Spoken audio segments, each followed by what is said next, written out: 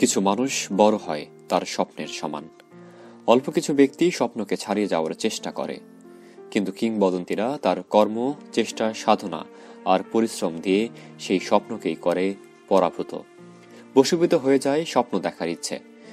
এমনই এক বিনয়ী, সদালাপী, মিষ্টভাষী, আদর্শ নেতা, পারিবারিকভাবে প্রদত্ত শিক্ষাকে জীবন দর্শনে কাজে লাগানো এক স্বপ্নপুরুষ অধ্যাপক ডক্টর মোহাম্মদ নওয়াজ ফরিদ স্যার। সাদা কালো জীবন থেকে রঙিন হওয়ার গল্পগুলো কতটা বন্ধুর ছিল। একজন ইন্ট্রোভার্ট মানুষ কিভাবে এক্সট্রোভার্ট হয়ে প্রমাণ করলেন তিনি জন্ম নিয়েছেন নেতা হবার জন্য। পরিবারকে সময় দেয়া, বন্ধু বান্ধবকে কাছে টেনে নেওয়া, একজন আদর্শ ছাত্র হয়ে শিক্ষককে সমাদর করা, মনের আশাকে পূরণ করতে সংস্কৃতি আর খেলাধুলার টানে দেশ বিদেশ ঘুরে বেড়ানো, এত কিছু একসাথে কিভাবে সম্ভব? সে গল্পগুলোর কথা আজ শুনতে চাই প্রিয় অতিথির মুখে। বিহাইন্ড দ্য বেস্ট চেনা মানুষ অজানা গল্পে আজকে অতিথি হিসেবে থাকছেন অধ্যাপক ডক্টর মোহাম্মদ নওয়াজ ফরিদ স্যার।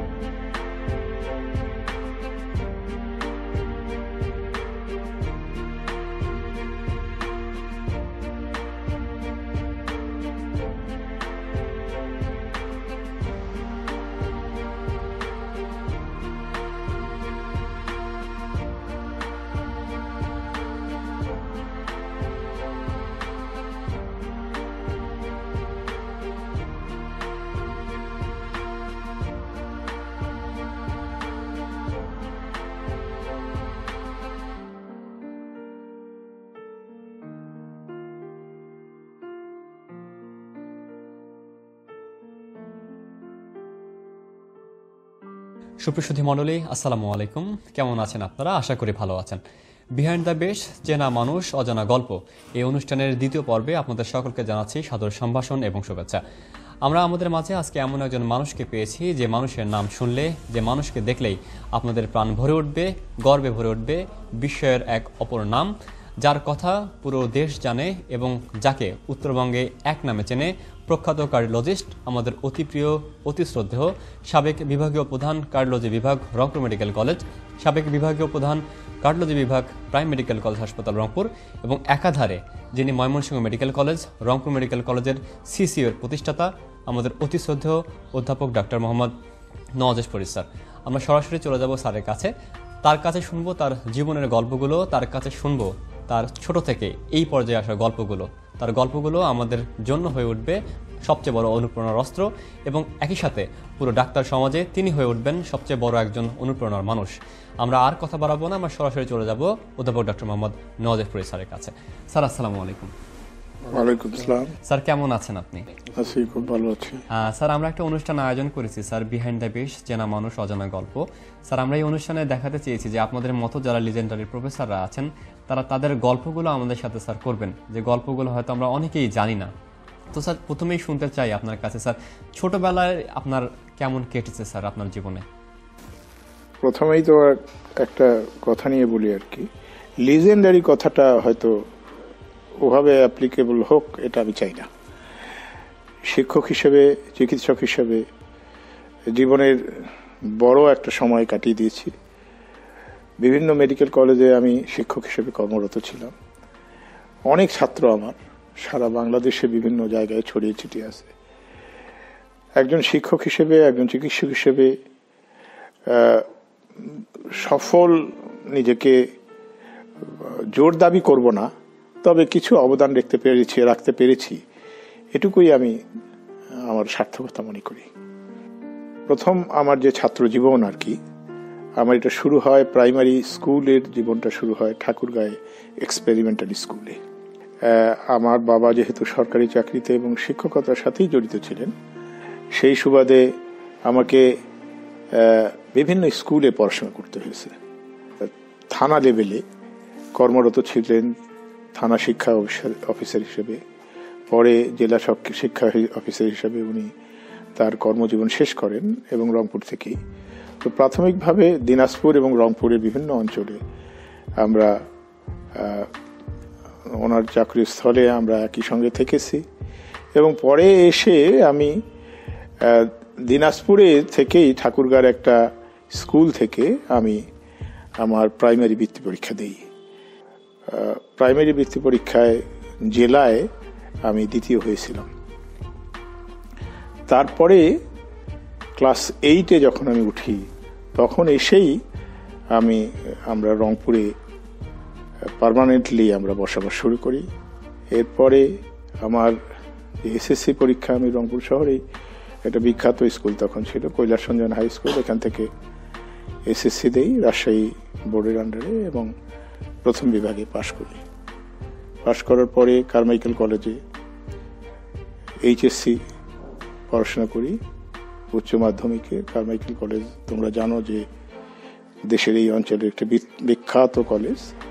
সেখান থেকে এইচএসসিতে প্রথম বিভাগেই পাশ করেছিলাম। তারপরে আমি অলরেডি তোমাদেরকে বলেছি যে আমি অ্যাকচুয়ালি ইঞ্জিনিয়ারিং পড়ার ইচ্ছা আমার ছিল এবং রাজশাহী ইঞ্জিনিয়ারিং কলেজ, এখন যেটা রুয়েট, সেই ইঞ্জিনিয়ারিং কলেজেই আমি ভর্তি হয়েছিলাম। কিন্তু পরে ঘটনাক্রমে আমার বাবার একান্ত ইচ্ছায়, আমার বাবা মায়ের ভয়ের তো ইচ্ছায় আমি এই চিকিৎসা বিদ্যার ছাত্র হই, চিকিৎসা বিজ্ঞানের ছাত্র হই এবং রংপুর মেডিকেল কলেজের প্রথম ব্যাচের ছাত্র হিসেবে আমি 1976-এ এমবিবিএস পাশ করি। প্রাথমিক অবস্থায় অল্প দিনের জন্য থানা লেভেলে কর্মরত ছিলাম।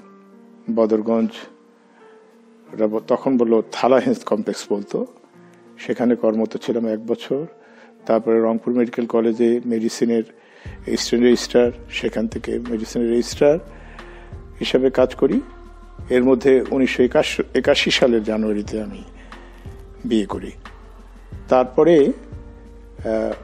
লেখাপড়া করতে ঢাকায় চলে যাই, তদানীন্তন পিজি আইপিজিএমআরে এবং এনআইসিবিডি থেকে পর আমি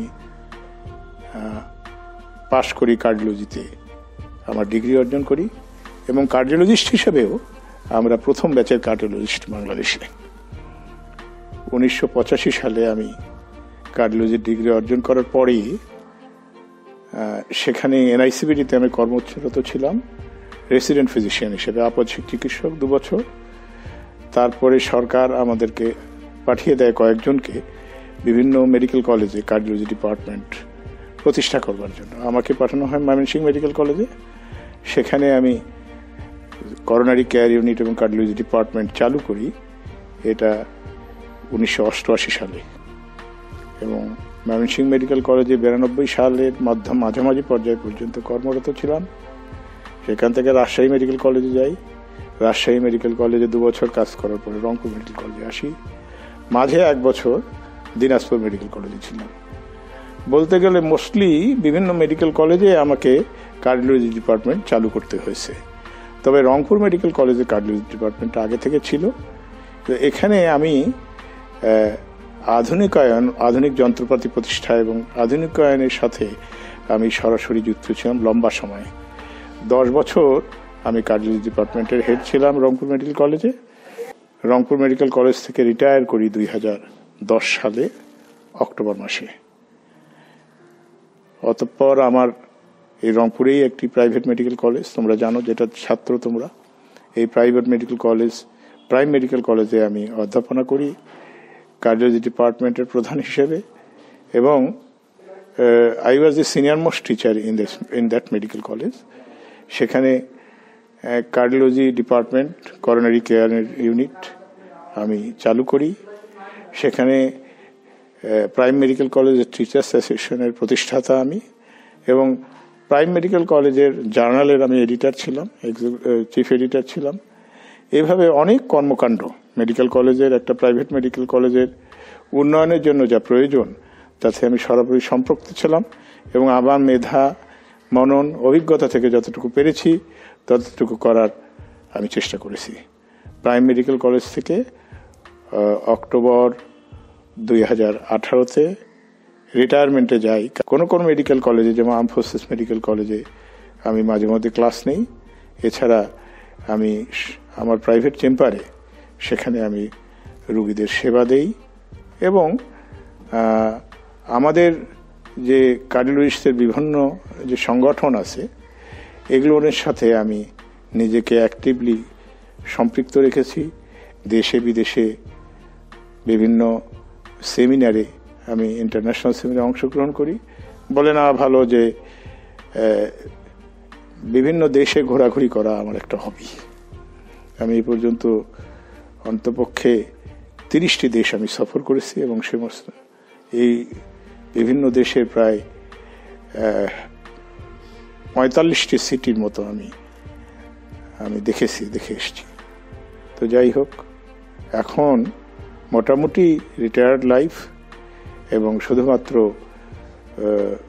রোগীদের সেবার জন্য, রোগীদেরকে চিকিৎসা দেওয়ার সাথেই আমি বেশি জড়িত রেখেছি নিজেকে।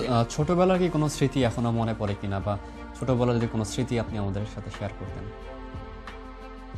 আমাদের ছোটবেলাগুলো ছিল খেলাধুলার মধ্যে আমরা বেশি সম্পৃক্ত থাকতাম।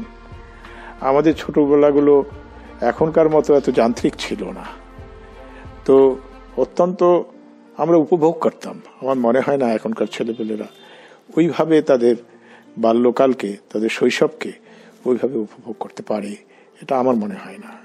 আমার আফসোস হয় যে আমরা যে সমস্ত স্কুলে পড়েছি সেগুলোর যে ক্যাম্পাস ছিল, যা কলেজ ক্যাম্পাস ছিল, এগুলো এখনকার ছেলেপেলেরা পাচ্ছে না। আমার একটা নাতি আছে, তার 5 বছর বয়সে স্কুলে পড়ে ঢাকাতে, একটা স্কুল তার একটা বিল্ডিং এর মধ্যেই তার স্কুল ক্যাম্পাস। আমার আফসোস হয় যে অন্তপক্ষে আমার মেয়েও যে স্কুলে পড়েছে বা কলেজে পড়েছে, ক্যান্টনমেন্ট পাবলিক স্কুল, এদের যে ক্যাম্পাস, এদের এনভায়রনমেন্ট দেখে আজকালকার বাচ্চাদের জন্য কিন্তু আমি অনেক সময় খুব কষ্ট অনুভব করি মন থেকে। স্যার, আমরা শুনেছি যে স্যার আপনার মা যিনি আছেন রত্নগর্ভ একজন মানুষ, এবং আপনি এবং আমাদের অতি প্রিয় নার্স ফরিদ স্যার, তিনি একাধারে কিন্তু ENT ডিপার্টমেন্টের অধ্যাপক ছিলেন এবং ডিপার্টমেন্টের হেড ছিলেন। তো স্যার, তার সাথে আপনার ছোটবেলার কোনো স্মৃতি আছে কিনা? অবশ্যই। আমরা তো, আমার মা একজন শিক্ষয়িত্রী ছিলেন। উনি 1930 সালে ওনার জন্ম, 1946 সালে উনি ম্যাট্রিক পাশ করেন। তখন SSC কে বলা হলো ম্যাট্রিক, এবং উনি এই অঞ্চলের দ্বিতীয় মুসলমান মেয়ে যিনি ম্যাট্রিক পাশ করেন। তার আগে পাশ করেছেন, তোমরা জানো, স্বনামধন্য একজন মহিলা, উনি জানার ইমাম। তো উনি প্রথম পাশ করেন, তারপরে আমার মা শিক্ষকতার সাথে নিয়োজিত ছিলেন। উনি লেখাপড়া, তার সন্তানদের লেখাপড়া নিজেই দেখাশোনা করতেন একটা লেভেল পর্যন্ত, ক্লাস 8 পর্যন্ত আমাদের লেখাপড়া কিন্তু আমার মা দেখতেন। তো সেই বিধায় আমরা তো এখনো 9 ভাই বোন, 7 ভাই এবং 2 বোন, সকলেই আল্লাহর ইচ্ছায় এখনো জীবিত এবং মোটামুটি সুস্থ। তো আমি প্রথম সন্তান। আমার পরেই তোমরা বললো যে ডক্টর নাহাস, আমরা পিঠাপিঠি 2 বছরের আমাদের মধ্যে গ্যাপ, এবং আমাদের 7 ভাইয়ের মধ্যে আমার সবাই মোটামুটি উচ্চশিক্ষিত, জীবনে প্রতিষ্ঠিত 7 ভাইয়ের মধ্যে, এবং 2 বোনও জীবনে প্রতিষ্ঠিত। সেই হিসাবে আমার মাকে রত্নগর্ভা বলে সম্বোধন করে তাকে কিন্তু এক সময় তাকে সম্বর্ধনাও দেওয়া হয়েছিল। তখনকার দিনে আমরা দেখতাম যে স্যার পড়াশোনা তেমন আলোচনা কেউ করতো না, বা পড়াশোনা করা অনেক কষ্টসাধ্য ছিল। সে সময় জায়গা থেকে পড়াশোনা করে সবাই নিজ নিজ জায়গায় প্রতিষ্ঠিত হয়ে এই যে পর্যায়ে চলে এসেছেন, এক্ষেত্রে মনে হয় সবচেয়ে বড় অগ্রণী ভূমিকা কে বা কারা পালন করেছে স্যার আপনার জীবনে? অবশ্যই আমার বাবা মা, তারপরে আমার শিক্ষকরা, তাদেরই সাপোর্ট বেশি। তবে হ্যাঁ, আমাদের ফ্যামিলি বলতে গেলে একটা শিক্ষিত ফ্যামিলি, সুতরাং লেখাপড়ার ট্রেন্ডটা আমাদের মধ্যে ছিল। যে সমস্ত বাধা বিপত্তির মধ্যে দেখে ইউজুয়ালি আমাদের কি বলবো যে মধ্যবিত্ত বা নিম্নবিত্ত ফ্যামিলি, তো আমরা মানুষজন ছিলাম, উঠে আসতে হয়েছে। আমাকে অতটুকু বাধা বিপত্তি হয়তো ফেস করতে হয়নি। আমি relatively I was in better position than the other people.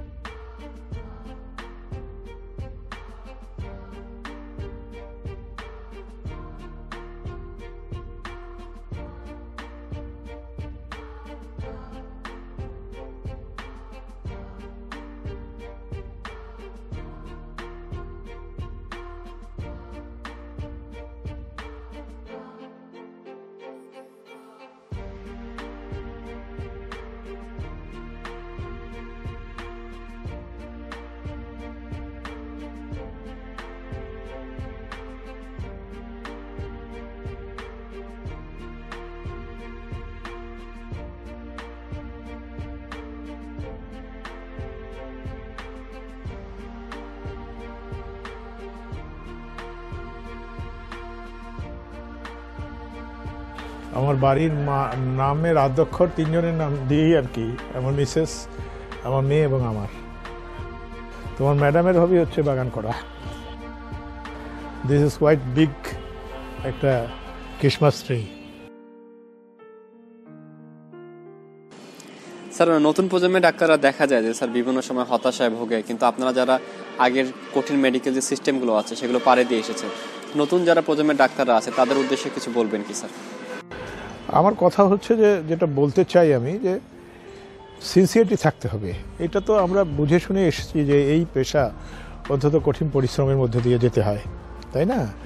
From the very beginning, যেদিন ক্লাস শুরু করেছো অ্যাজ এমবিবিএস স্টুডেন্ট, সেদিন থেকে তোমাদের একটা কঠিন রুটিন এর মধ্যে থেকে যেতে হয়েছে। এই পরিশ্রমটা অনেকে এই প্রেশারটা নিতে পারে না, তাদের হয়তো নার্ভাস ব্রেকডাউন হয়, তারা ইরেগুলার হয়ে যায়। কিন্তু তোমরা যদি একটা ডেফিনিট সময় নিয়ে লেখাপড়া করো এবং প্রতিটা রুটিনের সাথে অ্যাটেন্টিভ হও, তাহলে আমার মনে হয় যে অল্প সময়ের মধ্যে সিচুয়েশনের সাথে নিজেকে মানিয়ে নিতে পারবে। তবে সিনসিয়ারিটির কোনো বিকল্প নাই। ডাক্তারদের এই প্রফেশনে স্ট্রাগল আছে, তোমার সারা জীবন ধরেই তোমাকে স্ট্রাগল করতে হবে। আমাদেরও জীবন, আমি হতাশার কিছু দেখি না, কারণ আমাদের জীবনও তো আমার যারা সিনিয়র ছিলেন তারা আমাদেরকে দেখাইছেন যে তোমরা লেখাপড়া করবা, ডাক্তার হবা, এই যে বসে বসে চেম্বারে পেপার পড়বা, রুগী পাবা না, কৃমির ওষুধ বিক্রি করতে হবে, এরকম কথাবার্তা, অনেক হতাশার কথাবার্তা অনেক বলেছে। কিন্তু তোমাদেরকে আমি তোমরা ওই যে কেরিয়ার ফেস্ট করলা একটা, সেখানেও আমি আমার বক্তৃতায়, তোমরা খেয়াল করছো কিনা, আমি বলেছি যে হতাশার তো কিছু নাই, হতাশার কিছু নাই। স্ট্রাগল করে যে যখন নিজেকে প্রতিষ্ঠিত করতে পারার মধ্যে আনন্দ সবচেয়ে বেশি। নতুন প্রজন্মের কাছে আমি বলবো যে টাকার পিছনে ছুটলে হবে না। আমি তোমাদের ক্লাসে বলেছি যে don't run after money, money will one time run after you. অনেক ছাত্র আমার হাত দিয়ে চিকিৎসক হয়েছে এবং তারা যখন আমার কাছে দেখা হলে বলে, স্যার আমি আপনার ছাত্র ছিলাম অমুকখানে, হ্যাঁ, তো অত্যন্ত ভালো লাগে। আমি রিসেন্টলি 1 মাস আগে আমি ময়মনসিংহ মেডিকেল কলেজে গেছিলাম, কার্ডিওলজি ডিপার্টমেন্ট আমি প্রতিষ্ঠা করেছি এবং তারা বর্তমান ডিপার্টমেন্টে এখন সেখান থেকে 20 জন এমডি পাস করেছে। তারা সকলে আমাকে নিয়ে বসলো, আমাকে সম্বর্ধনা দিল একটা ছোটোখাটো। এত ভালো লাগলো, আমার মনে হলো যে জীবনে যে এই একটা কাজ করেছি, এই একটা কাজের জন্যই বোধহয় আমি সফল।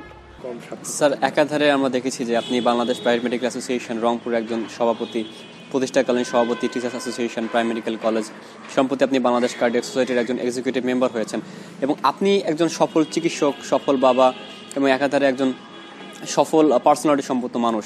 স্যার, এত কিছু ভিড়ে সব কিছু আপনি কীভাবে মেনটেন করেছেন এবং আপনার এই নেতৃত্ব গুণটা আসলে কীভাবে এবং কোথা থেকে সবচেয়ে বেশি এসেছে? স্যার, আমি আমার ছোটোবেলায় কিন্তু ওই যে আমি বলেছি যে আমার বাপ মা কিন্তু খুব কনজারভেটিভ ছিলেন, আমাদের খুব মিশতে দিতেন না ছেলে পেলেদের সাথে, বন্ধু বান্ধবদের সাথে, খুব সিলেক্টিভ ফ্রেন্ডস।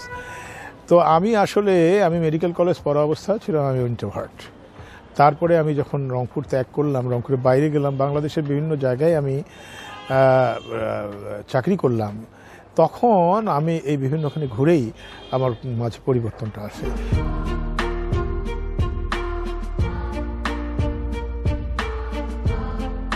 এবং এরই মাঝে শেষ হলো আমাদের বিহাইন্ড দ্য বেস্ট চেনা মানুষ অজানা গল্প অনুষ্ঠানের 2য় পর্ব। আমরাও চাই আমাদের যারা প্রফেসর স্যাররা রয়েছেন তাদের মতো হতে, তাদের মতো করে চিন্তা করতে, তাদের মতো করে ভাবতে। আজ আমরা পেয়েছি সারাটা দিন অধ্যাপক ডক্টর মোহাম্মদ নওয়াজ ফরিদ স্যারকে। স্যারের প্রজ্ঞা, স্যারের জ্ঞান, স্যারের রাস্তা, স্যারের সাধনা আমাদেরকে মুগ্ধ করেছে, আমাদেরকে অনুপ্রাণিত করেছে। আমরাও চাই আপনারাও আমাদের মতো অনুপ্রাণিত হন, মুগ্ধ হন নিজের কাজের প্রতি এবং সক্ষমতা বাড়ান আপনার কাজের প্রতি। ভালো থাকবেন, সুস্থ থাকবেন, দেখতে থাকবেন আমাদের অনুষ্ঠান এবং আমরা থাকবো আপনাদের সাথে নতুন কোনো দিনে নতুন কোনো প্রফেসরের সাথে। ততদিন পর্যন্ত ভালো থাকবেন, সুস্থ থাকবেন। আল্লাহ হাফেজ।